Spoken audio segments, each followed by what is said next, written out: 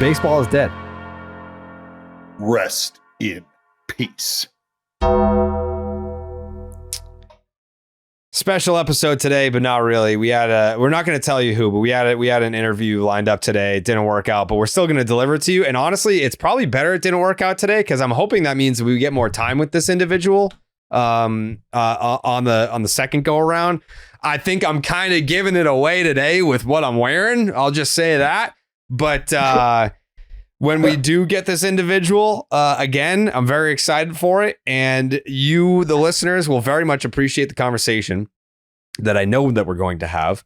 But that's TBD. We're not going to throw out any dates on that, but we will throw out some dates on something else. We will let you folks know at home that we had a little conversation before the show started. We are going to do 2 episodes a week for Baseball is Dead during the offseason. Yeah.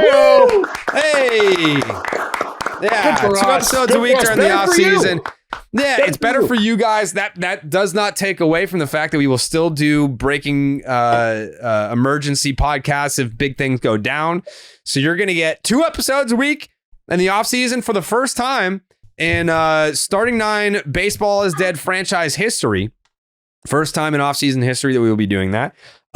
So that'll be Monday, Thursday is the goal. I've already been made fun of for the complications that I'm going to have a month from now. I will be in Disney for the cheer competition, the Nationals. My girlfriend's daughter made the national team, so congratulations to the Bill Ricka Scouts, by the way. Yeah. Wow, the Bill Ricka Scouts. Yeah. Bill Ricka. Congratulations to them. They're going to Florida.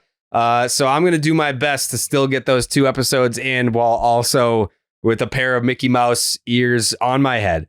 So that'll be exciting times in December. Can't wait. Can't wait. But Monday and Thursday is the plan for the off season. But before we get into the news today, Dallas, last night, the debut, the world premiere of One Last Ride is what we're calling it. It's on the YouTube channel, the Underdog Baseball is Dead Section 10 YouTube channel. Please go check it out. Thousands have already seen it. We've heard feedback from many folks. Dallas, did you watch it? I know you watched it before it came out. Did you watch it again last night? I did. I watched it with my friends and family that are here. And it was really cool. Actually, I watched the majority of it with just my buddy and his son, my nephew. And, some other folks were kind of trickling in and out. But it was really cool because you could see him, my nephew, sort of really lock in. And there was actually one point in time where it started to cut. It cut to a commercial, and he was like, "Oh, what the? Well, come on!" Like he was locked in, and he was he was pissed. I mean, he got it, but it was really cool. The feedback is what was more than watching it again, because this feels like, honestly, and I'm so glad. I mean, I was almost fearful of how much I was pumping it up and pumping up the work that Mike had done and how he had gone about it, and was fearful that people wouldn't really appreciate what I appreciated. And I would understand if that was the case, because I'm obviously a little biased. But overwhelmingly, people were saying, dude, this is like the greatest documentary I've seen. Like the way that this was put together, and just everything from the music to the shots to, and I really wanted to, my biggest hesitation about it, and I told you guys this, was I didn't want people to think that this was like for me, or that this was about me. I was just the dude in the driver's seat. You were the host. Terms of getting you were there, the vessel. You were the vessel. So that fans, absolutely, so that fans could see, if they weren't there, what it was like. For the fans that were there, I've already had those fans reach out to me like, dude. And so everybody has taken something away from this, but the biggest takeaway for me is that this is something that's going to live forever for these fans, and it's something that they'll have forever. Jake, by any chance, is Eamon with you? They live together, by the way, for anyone who didn't know. Is Eamon home? I know he was up late posting clips, so let me go check if he's awake. Yeah, go see if he's awake, because I want to give him some shine here and he can speak on the behind the scenes that went into this, because it was, I've said it before, it's a painstaking process for most people who edit things, but he shot it, produced it, edited it, directed it, everything. He did all of it. And I know how meticulous he is, because for anyone who, I know the people on Section 10 know, but he did this for my Nesson show like a pro. So I got to see him do what he does. And it's crazy, like how hands-on he is and how meticulous he is with everything. Is he awake, Jake? Yeah, he's coming in. Give him one Oh, second hell to throw yeah. a shirt All on. right, yeah. Let's get him on here. For anyone that didn't see it, or for anyone who did see it, really, I told you, I don't even know who I'm speaking to right now, but I know you cried. I know you did, because I don't cry about anything. That fucking thing made me cry twice. Now that it's out there, Dallas, do you know the first moment that got me? Do you know the first scene that made me cry?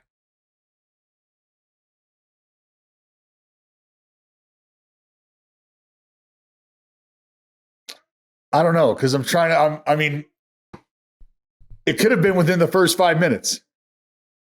It was probably towards the last 40 to 30%. I don't know, like walking out to the mound.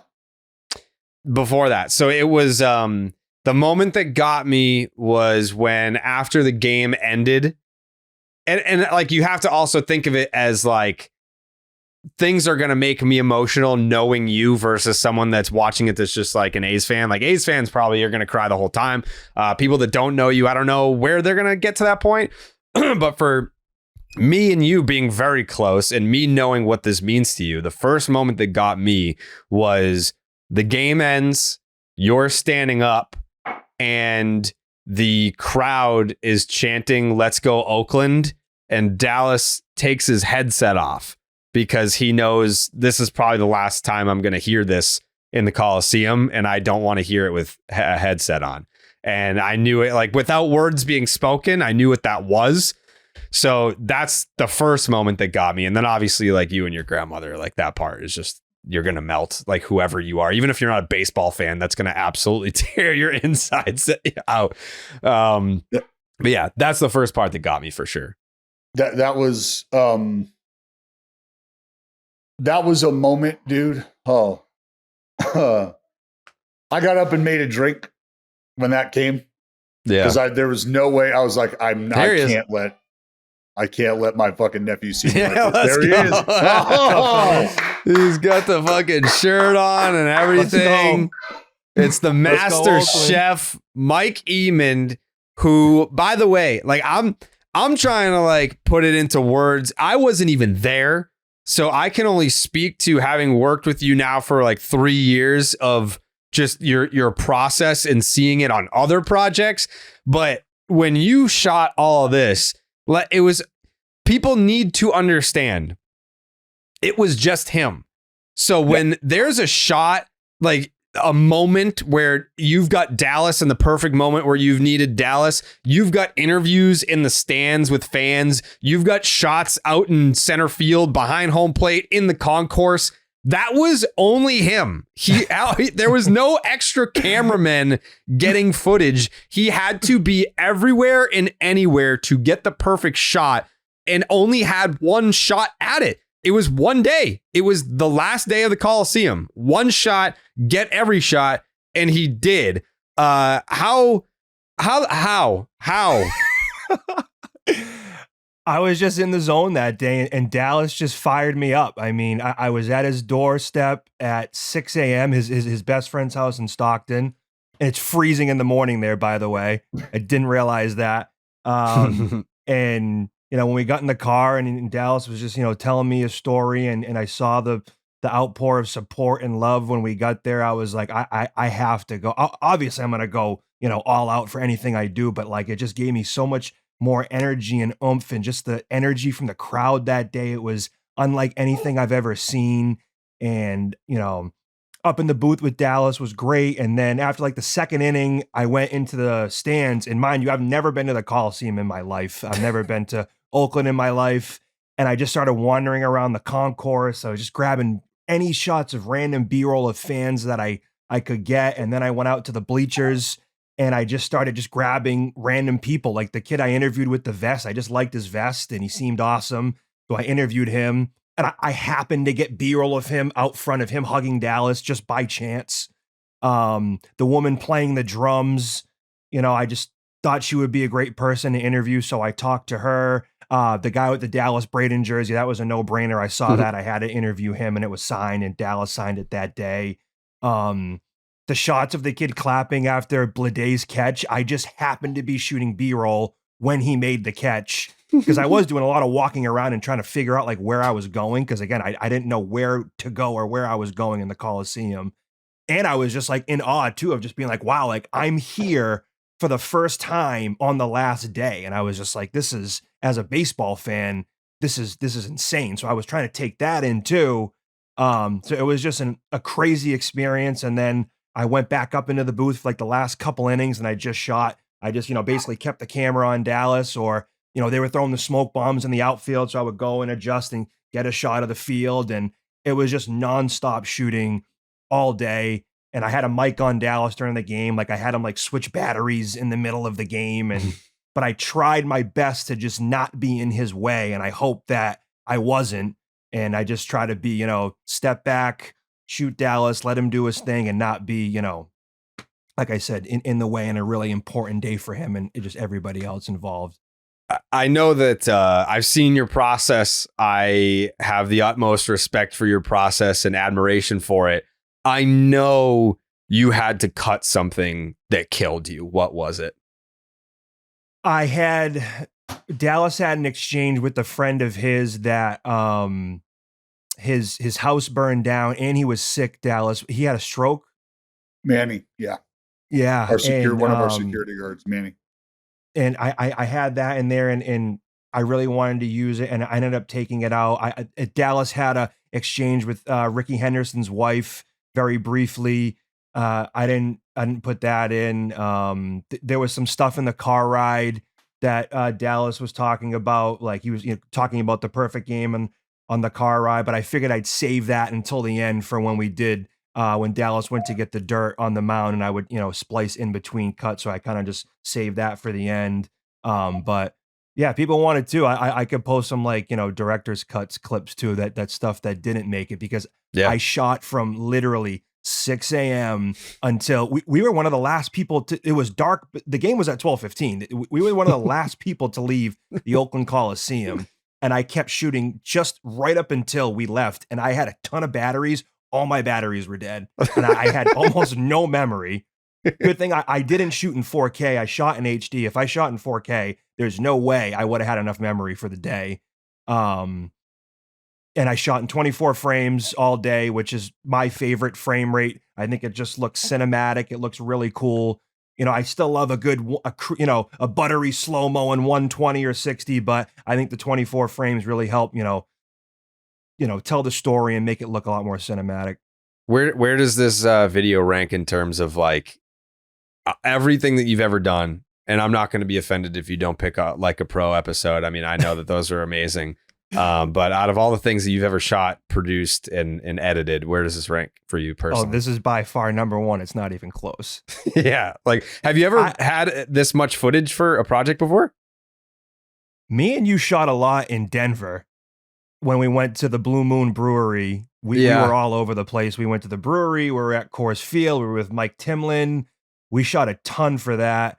I shot a ton on Section 10 night. That's my second favorite video. Yeah. Section 10 at Fenway. Yeah. That was unbelievable. But this one was like just an epic. Like, I feel like, is this the longest thing that you've ever put out? By far. Yeah.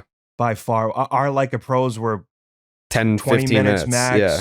A lot of the vlogs were anywhere from like 10 to 15 minutes max.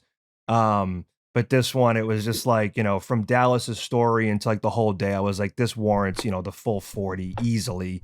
And by far my favorite thing I've ever done. And Jared, I can't thank you for getting me there and basically coming up with the idea of me going out there and then Dallas being okay with me coming out and following him all day. So hats off to you guys and Underdog too for making this happen.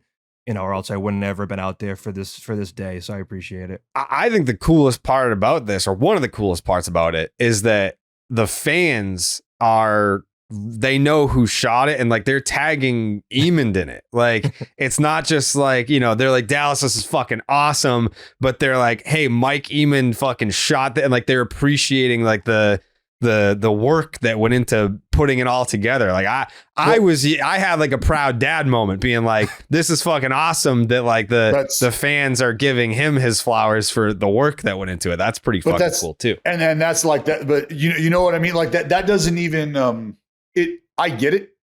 But that's not even something that I honestly even think about to acknowledge from them, because that's just how they roll. Like they get it, and they know that I did this for them, and this is for them. This is 100%.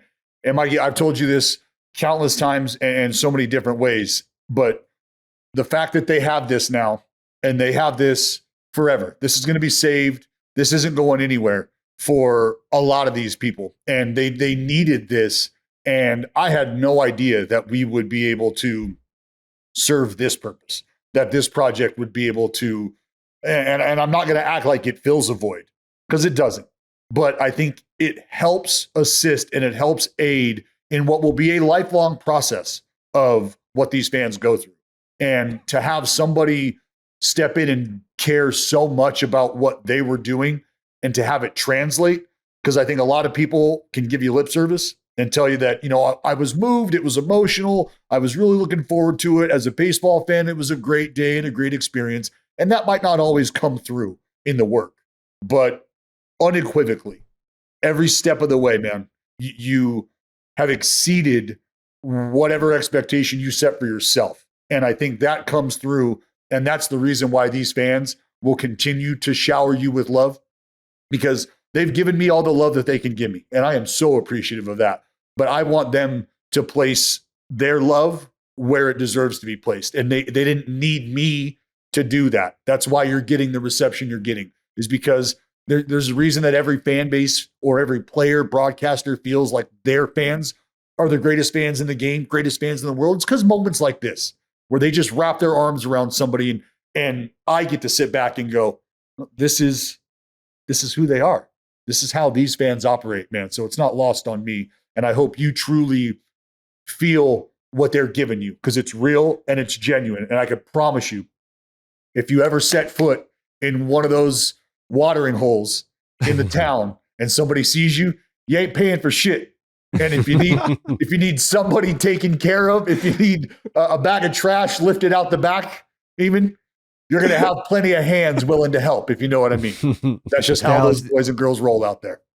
That coming from you means the world to me. And we've talked on the side too about, how appreciative I am of you, and to get the support from the Oakland fans is all I ever wanted when I was doing this, is to make the Oakland fans proud, because they deserve it. They don't deserve what's happening to them at all, but they deserve some form of closure. And I hope that this provided that for them.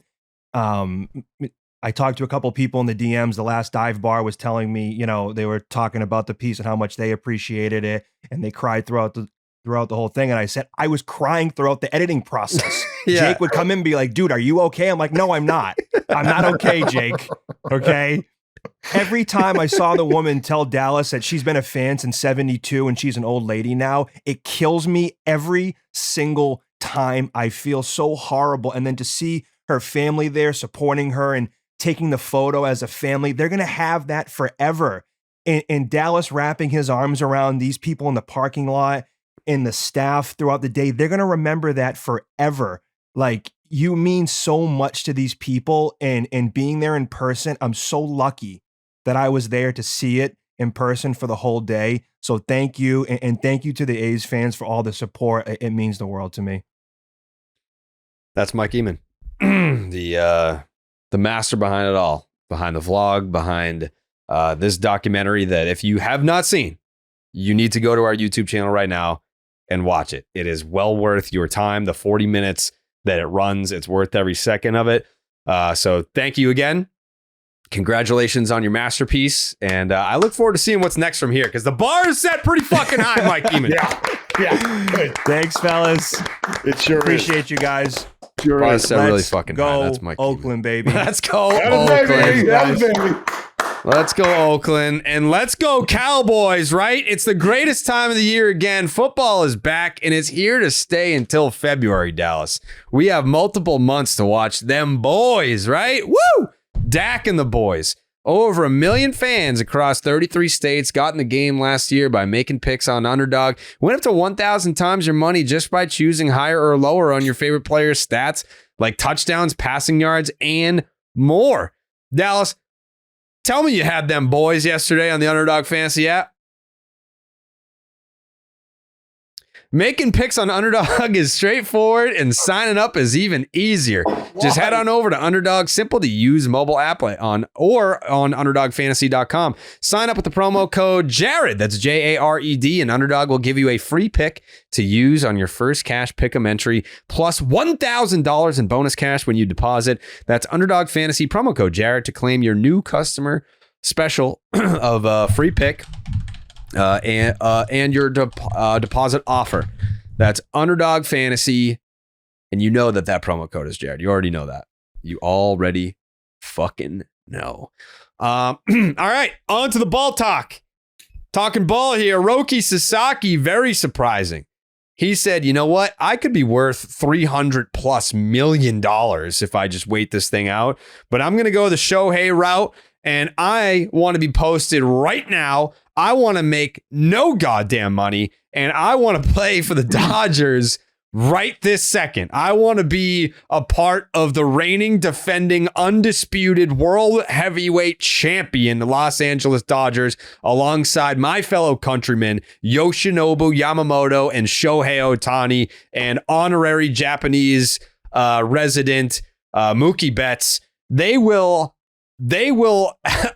it's only a matter of time before Sasaki joins the Dodgers. True or false, Joseph? I would say true. 90% chance he goes to the Dodgers.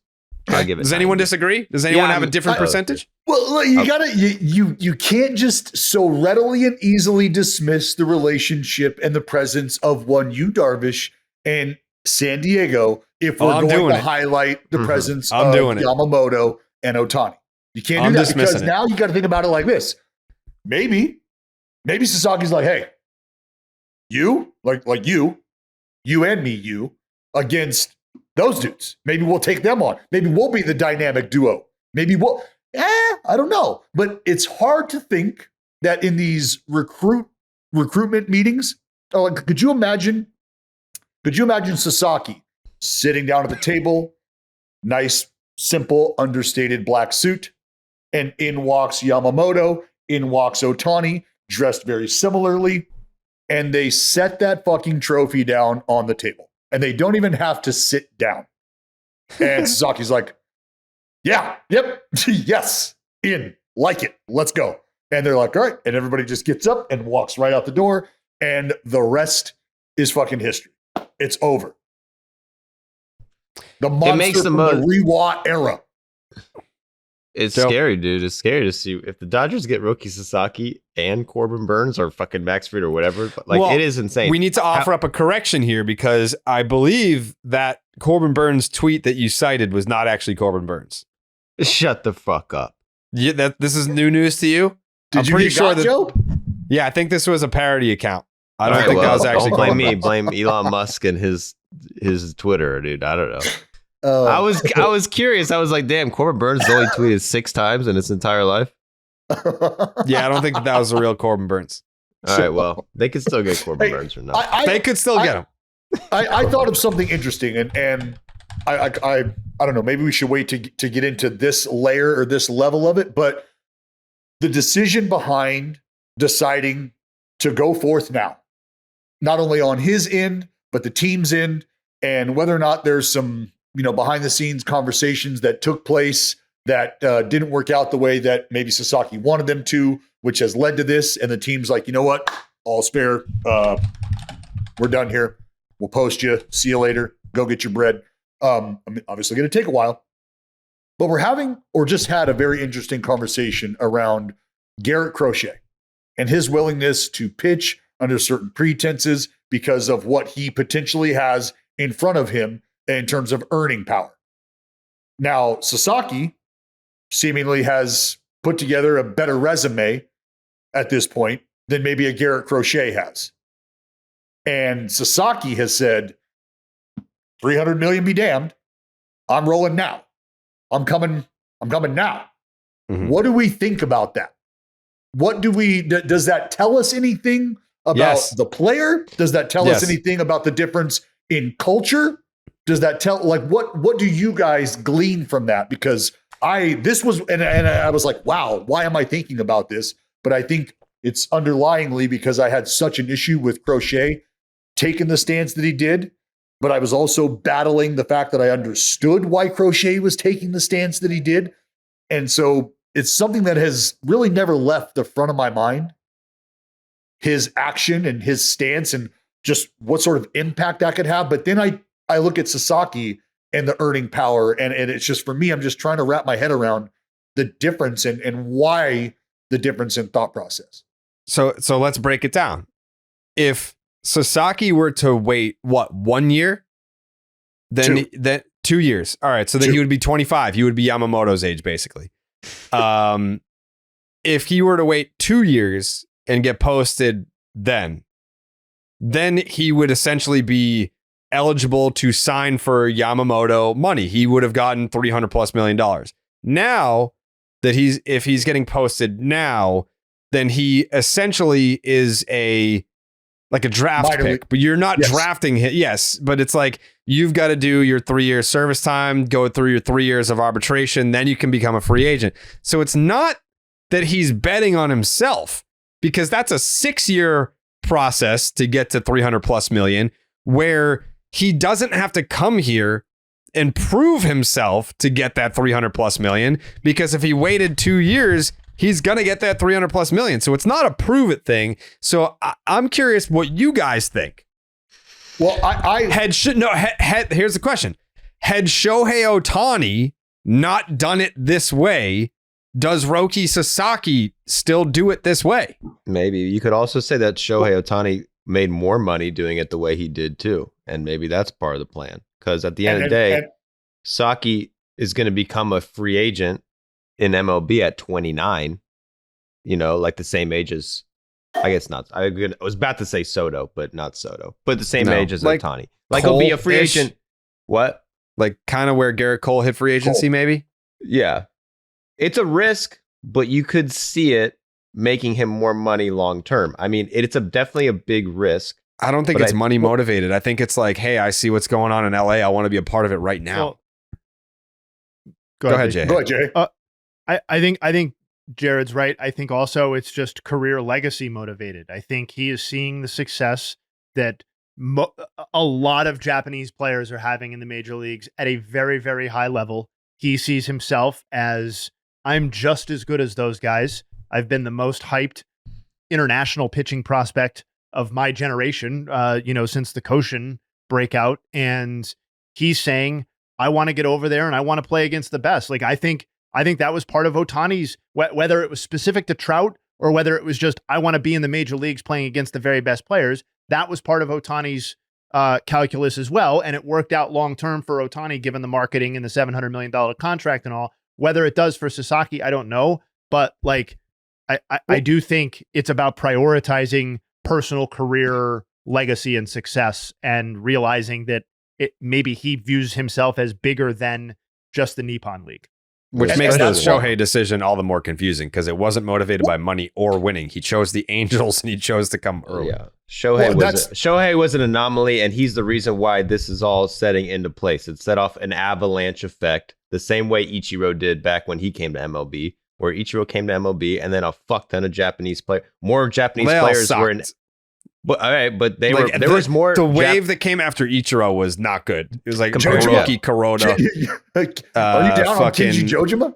Who's the asshole for the Yankees? Arabu, who was that guy? Killed himself. That's real nice. Hideki Arabu. Arabu was pre Ichiro. He was? Yes. Yeah. Oh, okay. I stand corrected then. Yeah. Still suck, though. We're glossing over some good people. I mean, we don't need to do this, but Kazuhiro Sasaki on the mound was a closer for a while. Yeah, Fukudome was bad. Yeah, he was. Takanori Iwamura. He sucked too. Kaz Matsui. Kaz Matsui, big flop. That's so right. the Ohtani, the Ohtani thing, and Jay, you just said it. I don't know if it's directly tied to the Trout thing. In my opinion, and this is obviously me starting that conspiracy theory, but I will continue to hammer it because I think stuff like this continues to support my theory that Ohtani targeted the place that was going to give him the best of every option that he was looking for. How do I compare myself, or how do I support the argument of who I'm going to be? I got to do it next to the gold standard that you guys have created. No problem. Check. I'll go play with Mike Trout. I need it to be a controlled environment where I can do what I need to do and settle in. And they're on board with that. Check. Here's Anaheim. And he was able to then check all of the boxes he needed to establish himself as the player that he knew he was going to become. For Sasaki, I don't see any other reasoning behind him making the decision other than to start the stateside clock, the stateside legacy. That's it. Because you're talking to a guy who, if we're just going to throw it out there, the money that he could be making over the next 2 years is going to be enough to take care of himself and be in a good spot for life, right? Like, I mean, maybe I have to work with, but he's going to be fine. That's the difference, though, between that and multi-generational wealth of $300 million or more waiting for him in just 2 years.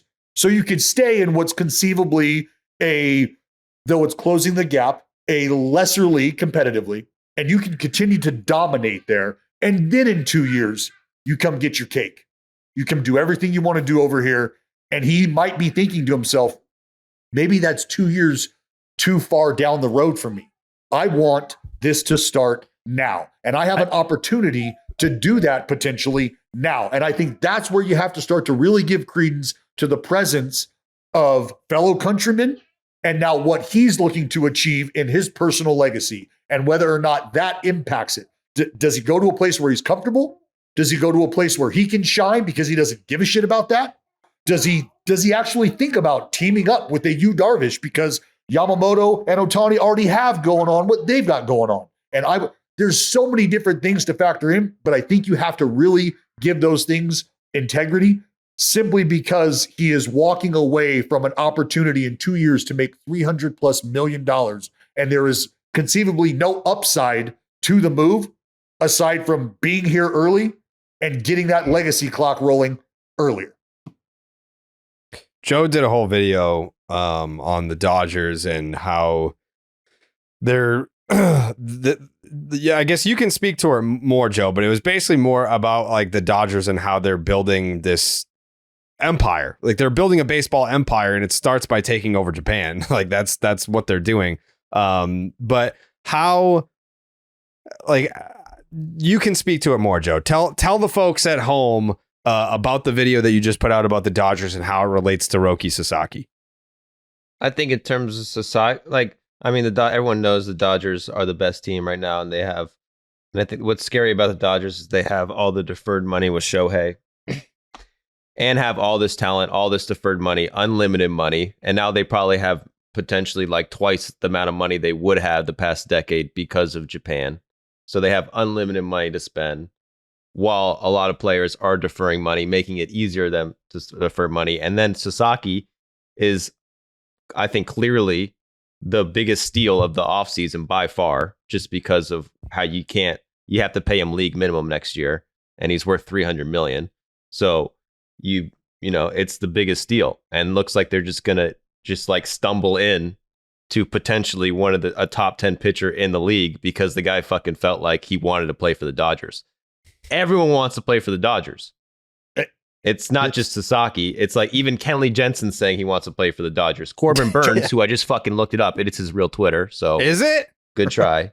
trying to make me look like an idiot. Someone was tweeting at me being like, or responded to our promo video about it and said that was a fake It's his real account. Twitter. If this is a fake Twitter, it's a really good fake Twitter. The guy has 6 tweets and he's just, it's Joe. This is where this is not where they're going to. This is where they have created separation. When you think about analytics and the impact of what you valued, how you applied the information as an organization, and how that was able to create separation for you or allow you to compete a la the Moneyball approach for the Athletics, competing against top tier, high payroll teams. How do you look for that next area where you can start to create separation? What's the next analytical presence? And it absolutely is your ability to scout and retain international talent on a consistent basis. And what the Los Angeles Dodgers are doing is creating a completely separate economy for themselves, an international economy, not only that helps them fiscally, but helps them retain talent internationally as well. And they have figured out how to leverage the game's biggest star, and he's an international star at that. So they are cashing both checks there. And now they've got Yamamoto, who is like a 3.0 when you compare what he's driving and what Ohtani's driving. But they've got 2 of them there together, 2 international stars. So they are tapping into a market that no other organization is even a part of. And not only are they tapping into that market, they are now controlling that market. And because of the success they're having, anybody coming from that market already looks at them as the gold standard. This is where I would go, because who else is giving a player from where they're coming from the opportunity to leverage their skill set and their marketability the way the Dodgers have? And that's why that shit was so genius to get into Japan. Obviously, they were not like the ones who came up with it. The Blue Jays tried it. Like, I don't know if they would have had the capacity to do the way Dodgers, where they can just get every Japanese player. Like, other teams couldn't afford that. But it's that, and because I was thinking, the way you look at the Dodgers right now, I feel like, it's obvious they're trying to win as many World Series. I think their real goal is to surpass the Yankees in team value. I think that's like long term what they're trying to do by like getting these market and becoming bigger brand than the Yankees. I mean, the Yankees have a massive head start even now. Like, the Yankees are the second most valuable franchise in sports, any sports franchise in the world. But like, I think it will take a decade plus for the Dodgers to do that. But that's got to be their goal. That's every move they're doing right now is they got everyone signed up for 20 years. Right. There you go. I was just about to ask you, how long do they have the 2 international superstars signed up, my friend? Decade plus, each of them. It's conceivable. And it's like the way I did when I did my video about this shit, like, you look at the Patriots and the Golden State Warriors, who are like right behind the Yankees. Like, these weren't valuable franchises 30 years ago. These guys had 1 decade of dynasty, and that was enough to like put them top 5 valuable franchises. If the Dodgers, who already have that legacy brand, like, can do that, yeah, they're, that's what their goal is. And another aspect, and Dallas was talking about it a little bit, with analytics, I think that's underrated with the Dodgers, especially with Sasaki, because like, if you look at Sasaki, like, he had a down year this year, all things considered, velocity down. And if every team's offering the same amount of money, like, in his head, and he wants to make money future in MLB and be good as fuck the next 3, 4, 5 years so we can get that massive contract. Like, he wants to go to the team with the best pitching, analytics, coaching that can get him there. Like, that's got to be a massive factor too. And the Dodgers have that edge on everyone as well. Couple of reactions there. I do think that, maybe if he just ends up going to the Dodgers, and maybe it's boring, but I think Joe's point actually makes Sasaki's courtship potentially more interesting than a traditional free agency, because it's not, here's the most money, or here are the people who are going to offer the most money. We know who those teams are. It is selling him on a different angle. And, like, we can all laugh about the Ohtani thing now and say, oh, what a fool for going to the Angels. Like, oh, what a waste. Yeah, we know the Angels were terrible now. I think it's totally viable at the time that he chose them to think that this was a team more on the ascension and more likely to be good than to have been terrible over the course of Ohtani. Like the way it played out was pretty much worst case scenario. I don't know. Secondly, about Joey also said something about Sasaki, the Dodgers getting another top 10 pitcher, and on pure talent, I think that's based on what I've seen and read, that's pretty much indisputable. But what makes that point, and I'm not holding Joey to top 10, but the point is that what makes that interesting is that he has basically no track record of throwing a full Major League Baseball season's worth of innings or starts. He's topped to 100 innings twice in 4 seasons, and his career high isn't even 130 innings, and that was 2 seasons ago. So you may be getting a guy who's more of a, if he comes stateside, which obviously it looks like the whole conversation, maybe is more of a 100 inning guy than he is, or maybe he's Dallas's, fetishized, Swiss Army knife reliever starter out of the bullpen, Andrew Miller, like conversation or whatever. Yeah. I know what? Yeah. What? That's where you were going? You're muted, bro. It's probably for the best. You're muted, Dallas. Still muted. Okay. This is what I was saying. Think about Ohtani and where he's going to be at in his rebound, and bringing in a guy who now the presence of both of them impacts how you're able to utilize both of them. And it could be where, hey, you need an extra day. Guess who else needs an extra day? And we got 2 of you guys in the rotation now that need an extra day. Fuck 2 guys. How about the guy behind? How about Dustin May needs an extra day? How about Tony Gonsolin needs an extra day? How about? I mean, we know they're doing a 6-man rotation. Like that's obviously happening. But fuck it. Why start at 6? Why start at 6? Why start at 6? Why stop at 6? Let's start at 8. 8 man. It'll be funny to take snapshots of their rotation on like the first of every month across the course of the season and see like the name, the like lights out names that are pitching for them at any given time.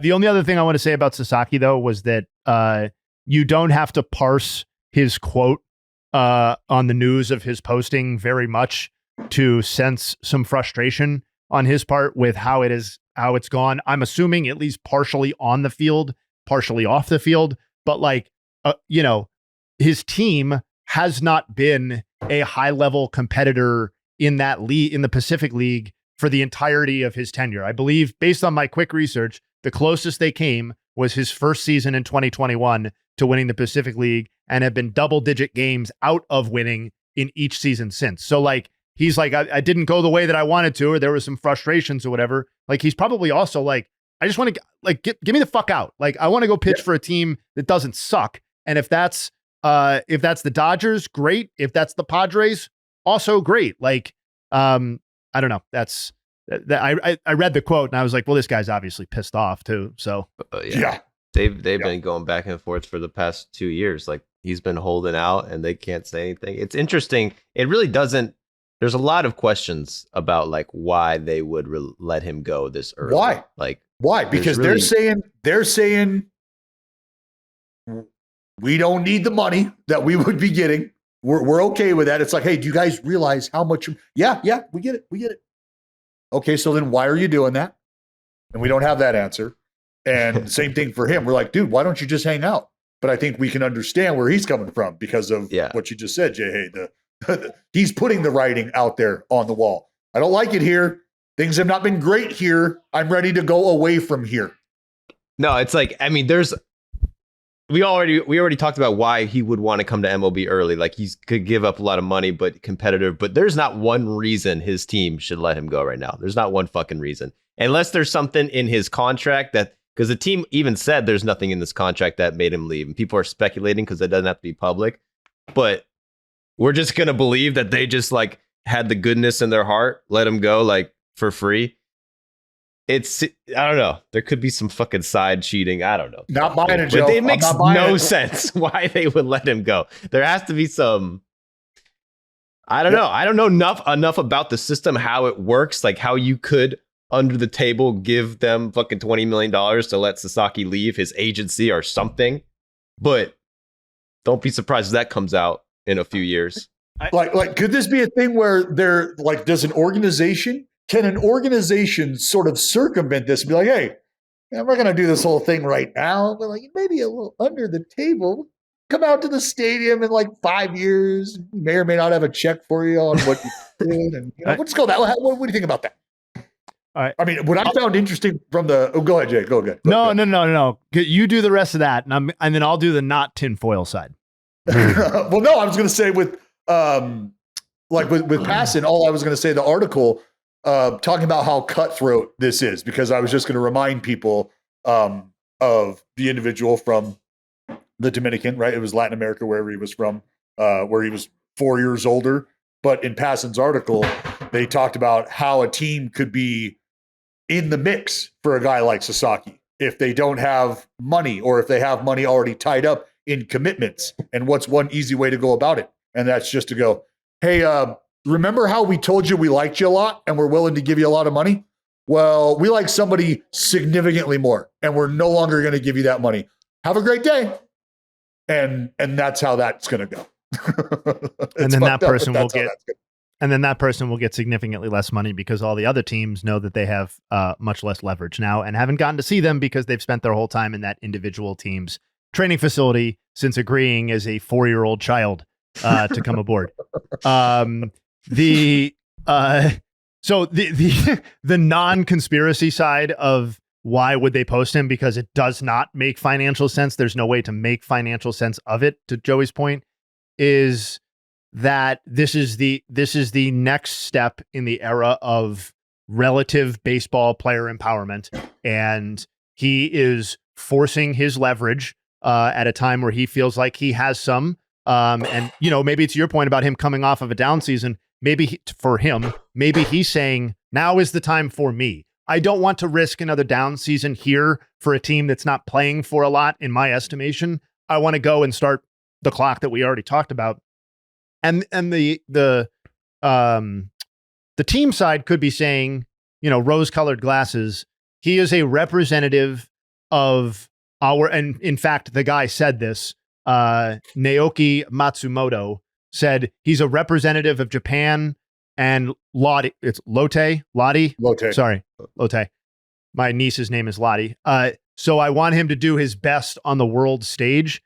And like, if you take him at his word at face value, that's good publicizing. That's good PR. That's good branding for them. That might not mean anything to us as American Major League Baseball consumers, but it might mean something to them in Japan as, one of the franchises that play in Nippon and are trying to sell their own sort of brand domestically and internationally. So that's the other side, I would guess. And that kind of just ties into what I was talking about from a cultural perspective, the decisions that players make. And that's why I used Garrett Crochet as an example, where he's at, the leverage he felt he had, leverage he might have been trying to create and exercise, whatever, and the leverage or perceived lack of that another player might have. But he says, you know what? You're taking a look at that and considering it a lack of leverage on my end. The only reason it's a lack of leverage is because you think I won't tell you to piss off and I won't take less money for the next 2 years. Well, I'm telling you that I will, and I'm gone. Also, the more conspiracy, some people online say that Sasaki is signed to some sports agency and that's going to do his branding and stuff, and that they're the ones who are going to pay Lotte under the table for letting him go free, so with the marketing money. But atta baby, Joseph. There's no, that's just rumors. That's just rumors, Joe. Just rumors. That wouldn't be. Well, look, they're saying all this stuff wearing suits and ties, Joe, and that means it's just business at the end of the day. Just business. Well, more on that when more information becomes available. But it sounds like no one here thinks that he's signing anywhere other than the Dodgers. Jay, I want to speak for you. I would say take a look at Cleveland. Yeah, maybe. Yeah, maybe he could be the face of the guards. Stephen Vogt. He could come to Boston where he could work with Andrew Bailey, follow in the footsteps of Daisuke Matsuzaka, which I know that. Yep. Are you just you've just let this one go, I'm assuming? No. Is that how you feel about Sasaki now? I'm not trying to mock you. I'm trying to take the temperature. No, that was full of mockery. No, you are, yeah. Mockery. Dude, 2 weeks ago, when You've we got were, no 3 this, weeks right? ago, You're when we not were an talking idiot about to think that- Sasaki, you were Mhm. like, the vibe was, this is the big fish that we are going to be in on. Sasaki And was now staying we at are. I Ellen's don't- house. Okay, so you still think that's happening? I mean, we are in on him. You're not convincing me with the way you're saying it. It doesn't. We're there. No, we're there. Okay. We're making calls, brother. All right. Check the call log, bitch. I'm not even blaming All right. you. Like they're at a geographical disadvantage. I but- mean, who cares? Like, Wait, you I talking about hate because where they that, were by at the the way. standings? Is that a standings thing or is that a I mean, standings? he what could do you mean change you that. hate? What do you mean you hate that? I hate when they're like, oh, like it's not college where it's like, oh, I'm going to go in state so I can still go home on the weekends. Like, what fucking Japanese baseball players are going back to Japan in the middle of a fucking series? Like, I don't care where Japan is in relation to other teams. Like, what difference does it make? Okay, so it's not. It's just a about quicker going ride back when to- the season's over. It's Fucking not- cares. It's not No, but just people- about going people back come to out and hang Japan. out. I would imagine it's also about what does Move the him over community, there. He's gonna have what does hundreds the of millions of community dollars. look like where the team is located? And my understanding is that Jake, book the fucking ambassador of Japan. I'm sick of this shit. we need to have a conversation about moving Japan on the other side of America, because that way, I mean, we have Dominican players signing with the Red Sox all the time. It's because it's right there. They fly down to Miami, then they fly to the Dominican Republic. Move Japan, and then we move the needle. That's our new slogan. Move Japan, move the needle. Boston Red Sox 2025. This is bullshit. You know, honestly, but we're talking about where he could go. What is there anything stopping a team from being like, low-key, Sasaki, like, we like you, man. Like, you could come to our team. We're going to pay you the league minimum, minor league deal, whatever. We have a fucking 12-year extension that we're going to give you. Trust us. Is that not possible? Anybody? No, that's the whole. That's what's super interesting about this. Is anybody willing to throw their hat in the ring and cap out their international signing bonus capability and willingness to tell them that they're going to have a talk about him being a part owner 40 years from now? If you want to do that, you can do that. And I always just treat him like Scott Kingery. Just be like, all right, yeah, like you have no service time, but here's a massive extension. I mean, obviously it'd be a little bit more than what Scott Kingery got, but it's still, you can still do it, right? So you can that's still, illegal? no, I It don't should think. I'm like 99% sure that you cannot allot your $7 million international signing bonus to Sasaki, get him under contract, get him in your locker room, and then say, extension time, Scott Kingery contract, here's $50 million. I believe that's against the CBA. well, You have then to fuck wait. the CBA. This is why we need someone else in office over there. We need someone that can manipulate for my baseball team. This is bullshit. It sounds like that's how it works in Japan. You can just write random shit into contracts and not tell anyone. And like this guy, like I honestly, if you want my genuine beliefs, as I'm talking My conspiracies. genuine thinks. Give us your My genuine thinks, Joe. That should be a segment. My Joe's- genuine my thoughts. genuine genuine thinks. thinks.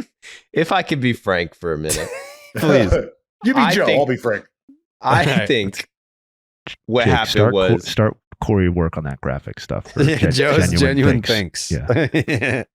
my genuine beliefs, if I could be honest, is that they got Sasaki in 2019. He was already the best high school pitcher, celebrity, killed it in the Koshin.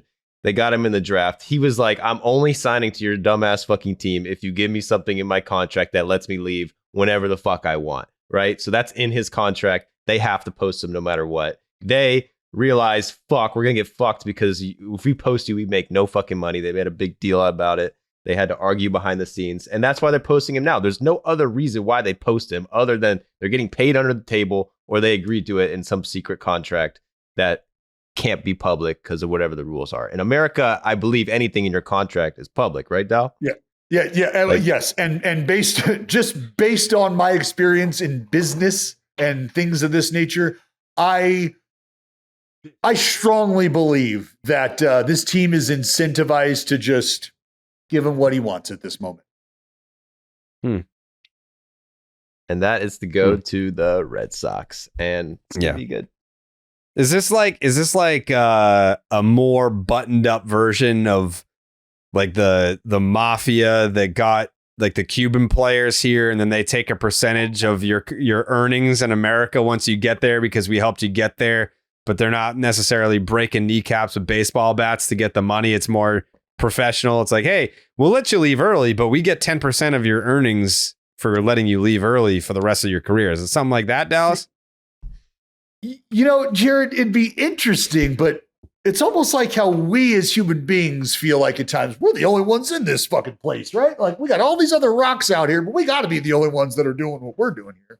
Very egotistical thought. I think it would probably be, it'd be short-sighted to think that nefarious activity like that was happening only in one region and not another. That'd be smart. I wouldn't even say that might not even be illegal if it's in his contract when they signed him. Yeah, that's just business. Speaking of business, we got to take care of some business over here. If you want to see them Cowboys, brother, you want to see them Cowboys play down in Dallas, you download that Game Time app. Game Time app. Actually, the offseason, if you're just a baseball fan and you don't really care about them boys, there's plenty of things that you can do. There's theater, there's comedy. Actually, I just went to the movies last night. I saw Terrifier 3. It was an experience for sure. Game Time actually what? Terrifying? No. I'll get to that. The Game Time app has a new feature called Game Time Picks that makes getting tickets to your favorite teams, to see your favorite teams play live even easier. Game Time Picks filters out the fluff to show you only incredible deals on great seats. So you don't have to waste time searching through thousands of tickets. Me personally, I use the Game Time app during this time, the holiday season, which, by the way, the Christmas tree already up, ornaments already hung.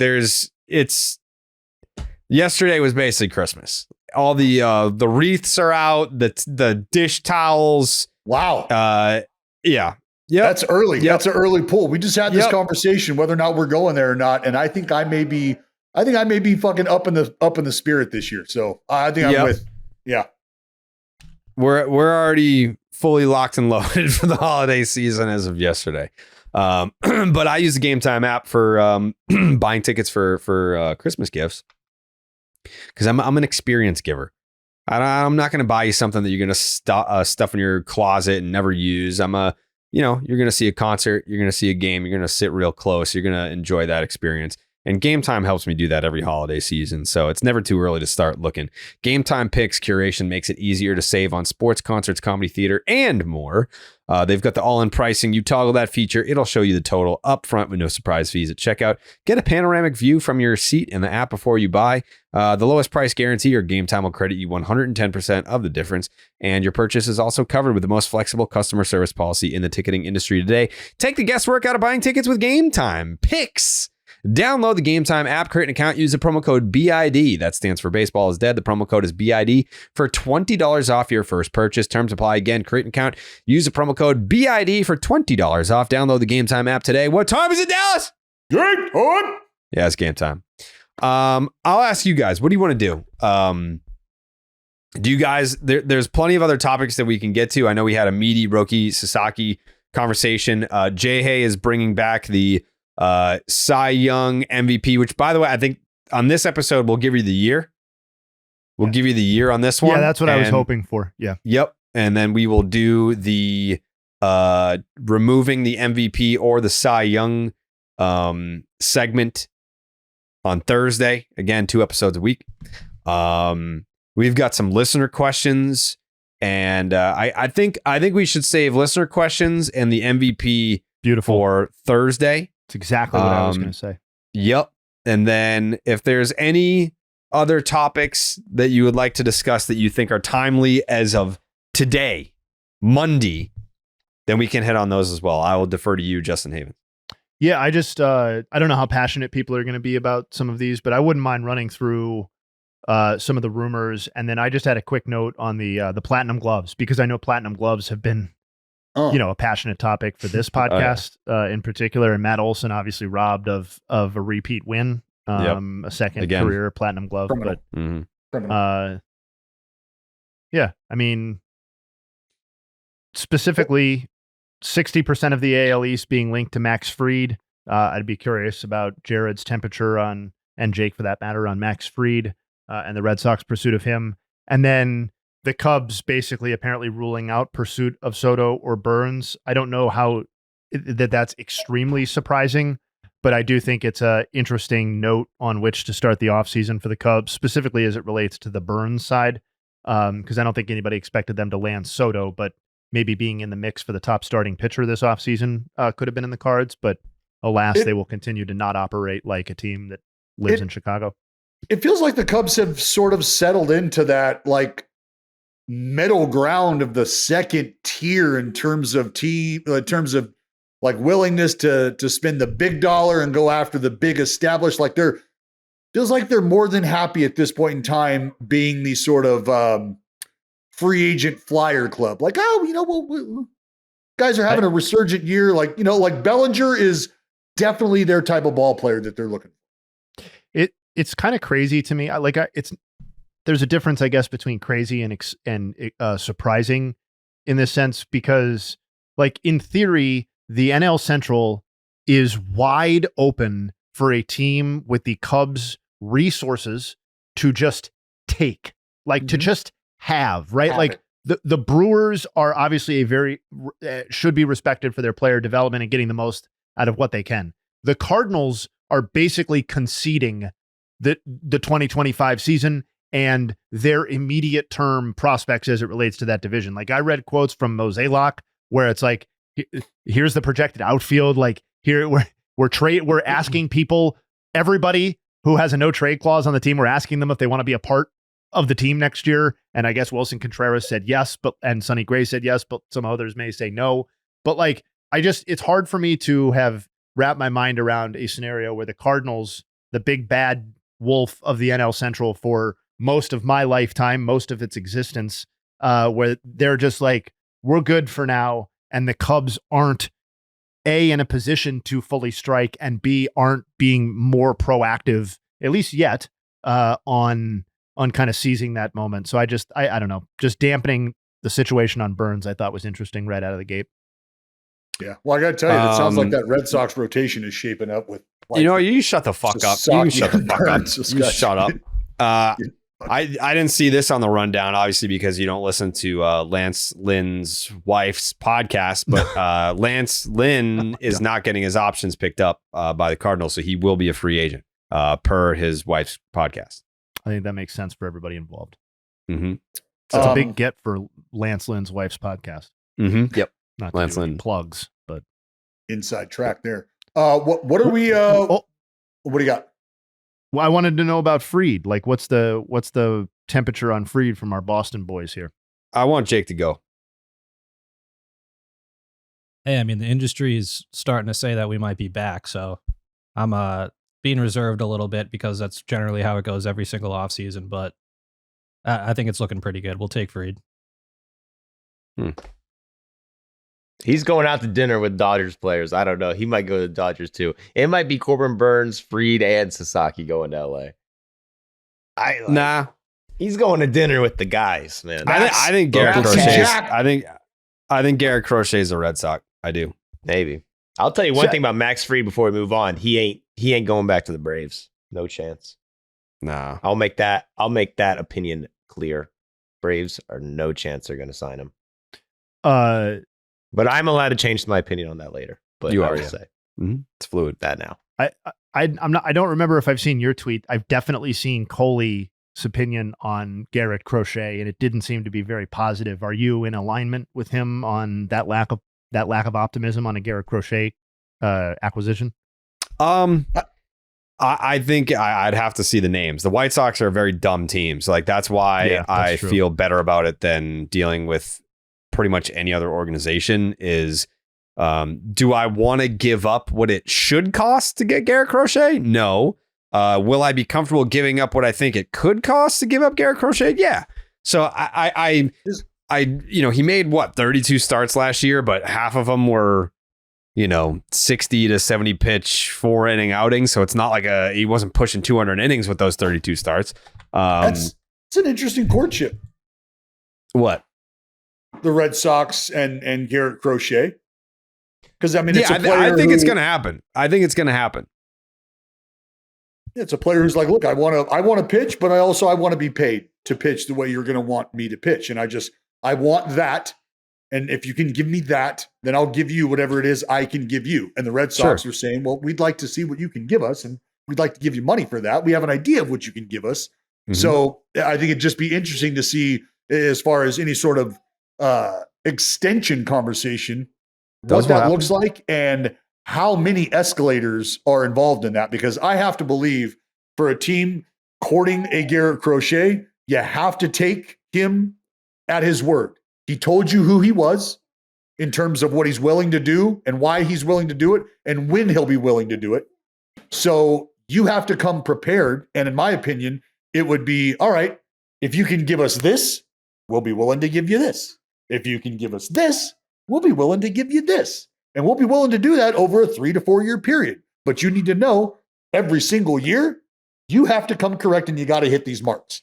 Otherwise, we're talking about two completely different figures. I think that's where Garrett Crochet's conversation and his negotiation, his courtship, I think that's where that's headed. Yeah. Can I do 3 quick rapid fire nugs / news items? Please. Austin Hedges back on the guards. Good to bring him back. Of the 388 batters to receive at least 750 plate appearances since the start of the 2020 season, Austin Hedges ranks 388th in WOBA. That's dead last. Wow.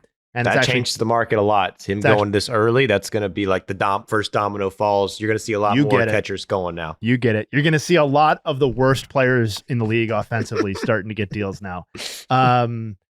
Speaking of some of the worst players in the league, although a much more illustrious career, Kyle Hendricks hopping aboard that Angels train. Kind of depressing. Where legends go to die. Quick note on him. Obviously, we could talk about lots of things that went wrong last year. Sometimes it just boils down to your 2 best pitches that you throw all the time, sucking when they used to be good. His changeup, batters hit 267 with a 310 WOBA against it in 2024. It was 180 and 218 in 2023, so about 100 points of WOBA. And his sinker, batters hit, they had a 343 WOBA against it in 2023. That was all the way up to 379. So basically, his good pitches stopped being good. We'll see if the Angels can turn him around. I'm not very optimistic. And then I just wanted to do a little bit of guards defense here in the Platinum Glove conversation. That was Bryce Terang and Cal Raleigh. For those who didn't see that, congratulations to them. Not egregious choices by any means, so I'm not slamming them, but I might have to figure out where Cal Raleigh lives, because I'm a little confused. If the answer is just voter fatigue, then that's fine, I guess. It's a little weird to have voter fatigue in what would be the second consecutive win. But I don't know what Andres Jimenez has to do to just repeat as a Platinum Glove winner. Like, he won in 2023 and he came back, and I get it. It's tough to evaluate catchers, maybe defensively more than it is other positions, but every advanced metric and every eye test, opinion, scouting knows that Andres Jimenez is one of the elite defensive players in the league. Defensive runs saved, outs above average, on agreement there. So that Raleigh won ahead of him is, I think, at least worth mentioning. Maybe not confusing, but if you're the reigning Platinum Glove winner and you follow that up with a defensive season that is top of league again, I think it would follow that you would just win the Platinum Glove again. But Terang, most defensive runs saved of any defensive player in Major League Baseball this season at plus 22. Interestingly enough, if you wanted to poke holes in his candidacy, he was only tied for 7th among second basemen in outs above average. So a little bit less of a consensus on his defensive production stats wise. Obviously, both of these guys were Gold Glove winners, which we know means a lot. There you go. Jay, would you like to know your fate for next week? Very much so. Or Thursday, rather. Yep. Did we Did we only do MVP? Did we do Cy Young too? We have not We did not officially do Cy tapped Young. into Cy Youngs. Nope. Okay, No. so Yeah, I have I two said we random should do- generators up right now. I Great, you have want- one that will tell me Cy Young or MVP, and I have one that will give me a year from 1931 until 2022. This is incredibly exciting. So I will bump this up to 2023. So you can now take those away as well. Let me update my link here. Okay. So which one do you want to know first? The year or the award? Let's go the year. The year. Okay. You will be doing some digging on 1991. Okay. And which award? The award is the MVP. So Oh, we're not boy. yet doing any Cy Young digging. The who was that? 1991 Oh, gosh. MVP. This is gonna be an all-time knock on the door on the 91. NL side. Was that fucking Sid? No, not. It was a Brave. It Had was to have it was a Brave, and it's statistically one of the worst MVPs in recent. I know who it is. Yeah, it's tough. On the AL I know side, it. it's a great winner. But yeah, Jay. all-time great season. Infielder for the Braves. Yeah, that's right. They decided to give the offensive player credit when they probably should have just given the pitching credit, but that's okay. We'll get to that next week. Wow. Didn't he make? He caught the last out of. Yes. Yeah. Cal Ripken Jr. in the AL was the winner, and Terry Pendleton was the winner in the NL. So Knock, we'll see who knock, gets to Terry. keep- Knock, Dude, knock, we Terry. We didn't do this. Put We it in didn't do this reverse, one? Terry. Did we Did do we this do one? this one? I just sounds familiar, but It- maybe not. Doesn't it? I Terry think, Pendleton? Joe. I think that's why I think I knew it. Is because maybe we haven't. I don't know. Put it in reverse. Terry. For a second, I thought we were talking Chipper Jones. I thought we were talking 98? Because then I was thinking, oh yeah, the guy who dissed Jay Hayes' ass on Twitter, bro. Dude. Oh, Yeah, we didn't talk about that. Chipper I Jones. totally missed that. Chipper Jones came Chipper after Jones. Jay Hay, bro. Yeah. I Yeah, did what- not what see happened? that until a week after. I'm like, oh my God. Chipper. Braves Twitter just did what they do. Got all Makes mad sense. that Freddie was out there achieving success with another franchise, and Wow. that they let him walk out the door, because most teams let the face of their franchise walk out the door. And Whoa. it's Whoa, definitely whoa. whoa, Don't blame what? the Braves. Don't blame the Braves. no. I know the company line is to blame Freddie and the agent. Chipper was No, quite clear not about Freddie. that. You Yeah. can't blame Freddie. No, he literally blame- Chipper blamed Freddie. He said it all rests with the player. That's No. verbatim what he said. Well, then Did you I read agree. the tweet? Yeah, like 3 days ago. You think I remember that shit? I just remember he fucking made a lot of What sense. happened?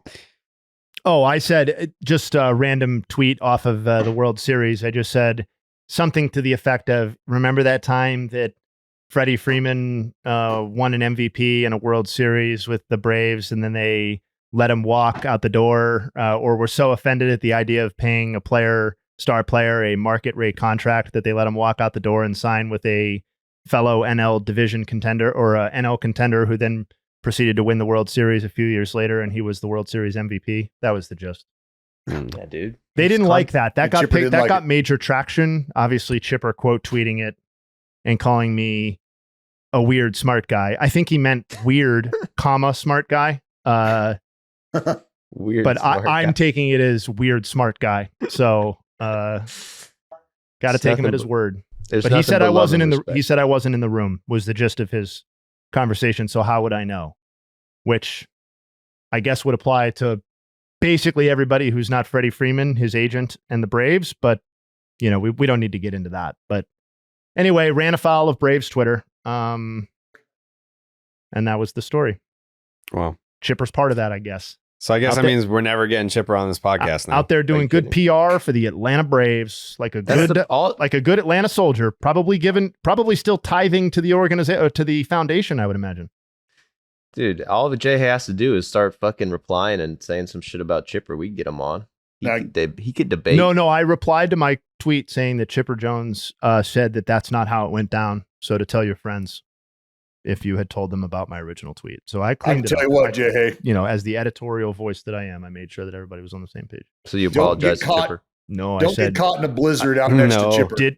there was no He ain't coming apology for you. issued. I'm not apologizing for that tweet. Are you kidding me? It's a good tweet. Yeah, thanks. Did big numbies.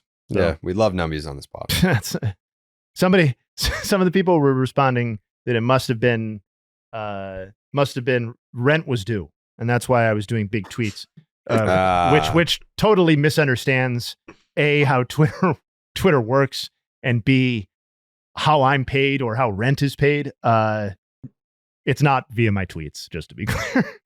Yeah, I mean, like, They don't you pay can for my get coffee.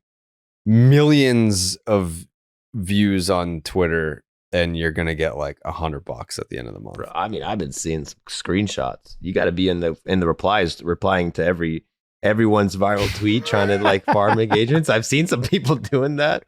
What's his face? Spader.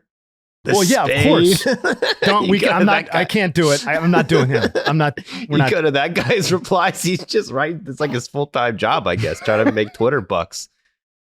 And the people are posting their screenshots like $17K a month on Twitter. I'm like, what the fuck are you guys doing? You're like, how do you make that much on Twitter? There's no way. Strong. 17K. That's what some people are tweeting. I don't know the social media strategy to do that. I think you just got to be in the replies. I mean, making replies. $17K to be basically a human bot doesn't sound that fun, to be honest. To just be glued to your phone. No, thank you. Nah, I'm good. I'm good on all that. All right, so 91.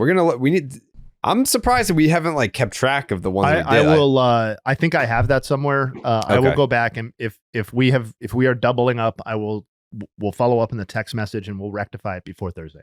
Okay, that was a misstep by me to not be keeping track of that on my end. I think I've got it somewhere. We'll figure it out. Yeah, we'll get to the bottom of this. Yep. And if it's a repeat, then we're gonna have to go off camera with selection just for this time. Correct. Right. Yes. Jake Stakes. If it's not too much to add to the docket, I feel like we should bring back Family Feud this Thursday as well. Yeah, I would agree with that. Yeah, let's do a little off-season feud. Great. Yeah, that would be nice. We got to stay sharp for the inevitable BID S10 Family Feud. We don't want to be caught unawares. Yeah, we won't be. I mean, they're dumb as fuck. They've got Tyler and Steve. I've met them. Yeah, bunch of dummies. They're known for their looks. Yeah, Coley's smart. Yeah, Coley's smart. Is Steve smart? Steve could be smart. No, dumb. Where does Steve go to college? Oh, Endicott. Fuck. Never mind. Jake cut that.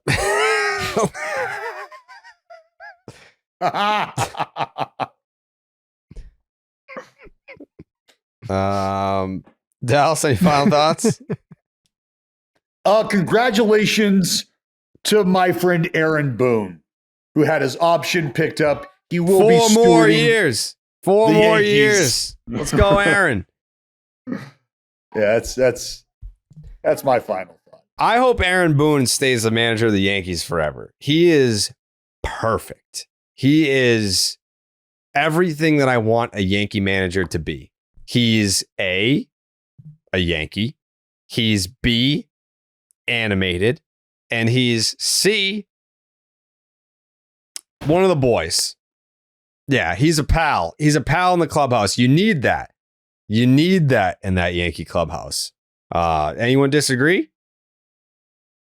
No. Hey, he's got the one player on his side he needs on his side. That's it. Like you have Aaron Judge on your side. You got a job for life, brother. And until Judge's contract runs out or he starts hitting in the regular season like he does in the postseason, then you are as good as gold. So congratulations to Aaron Boone for surviving the 6th straight year of fire Aaron Boone chance. This guy, all he does is deliver. That's why I want him to stick around. I like Booney, but also it's just funny for Yankee angst every year. Fire this guy. It'd be truly funny if he lasted for 25 years. I hope he does. 20-year hot seat. I hope Aaron Boone becomes the Bobby Cox of the Yankees. He's just 83 years old, just sitting in there all pissed off. Aaron Boone's butt cheeks are going to be singed together from sitting on a hot seat for 2 decades. I love it. I love it. Joe, what do you got cooking over there in that brain of yours? Nothing, man, at all. Nothing at all. Nothing at all. I don't know how much Nothing at all happening. Happy Veterans Day. Yeah, happy Veterans Day. Yes. To the veterans. Yep. All the veterans. Yep. But other than that, man, buckle up. It's going to be a great off season. It's going to be great. That Roki Sasaki news is going to hit like crack cocaine. It's only a matter of time. Justin Havens, do you have any final thoughts or any nugs for us? Not. I'm kind of waiting for things to happen. You know. Yeah. I covered Hedges. Mm-hmm. Kyle Hendricks. Yeah, I mean, I think we're being pretty thorough here. Oh, bad news for Joey though. What's up? Zach Neto is probably going to miss the start of next season. Well, he gets hit by a lot of pitches. So we're going to have to pause the Zach Neto tracker. Yeah. Damn. No, I'm excited for my actual final thought is I'm very pumped for Thursday because I love the MVP hindsight MVP Cy Young hindsight segments. Mm-hmm. Love doing the research for those. And Feud is one of my favorite things that we do. So I'm going to be glad to see you guys back on the horse for Feud. Are you a little bummed that it wasn't a Cy Young? No, we'll get to it. I mean, we just have so much time. You know what I mean? Got another, speaking of, 20, 25 years at the helm, you got to figure we'll still be podding down the line. We'll get to all these years eventually. Yeah. What else are we going to do? I have no idea. At this point, nothing. I have no idea. Yeah. I'm riding this one. I'm riding this till the wheels fall off. Yeah. I would, my extra final thought is we've discussed, I brought it up, whether it's drafts or Rushmores, but I think we could probably start to take a look at a new wave of talent, 25 and younger, things of that nature. I think we have a lot of fun doing that. So I think, just thinking about different, what do you got?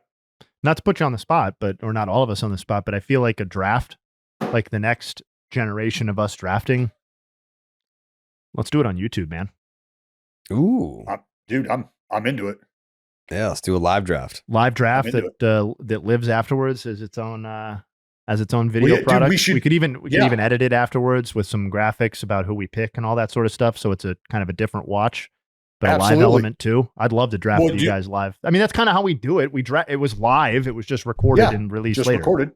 Yeah. Mm-hmm. Yeah, totally. And almost, I was going to say, we'd almost do it like, where we're either drafting like a regular team or drafting a fantasy team, just whatever. Well, it's like what we've talked about before though, like the all-time teams or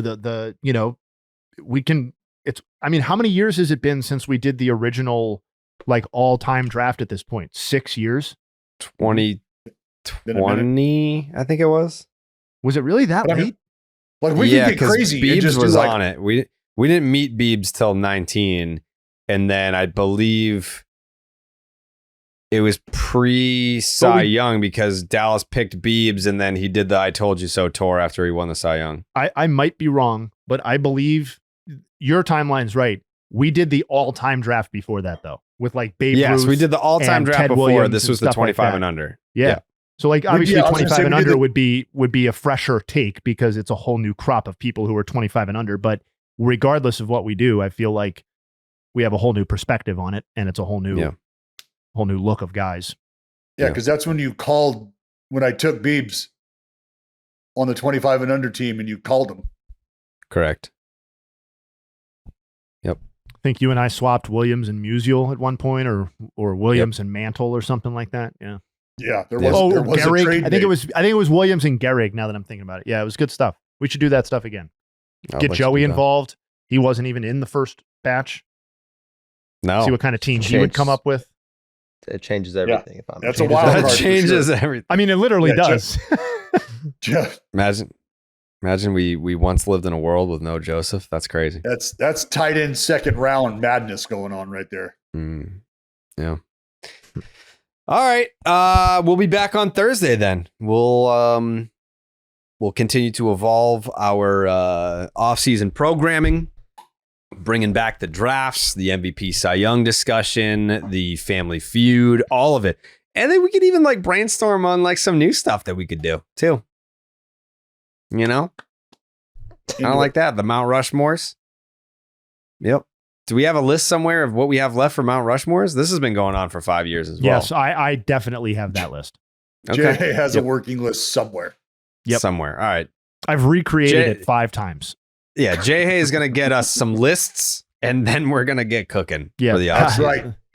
I'm on it, It's baby. list season. Yeah. Rest Big of time days, list. list day. Yeah. All right. We'll see everyone on Thursday. Wow.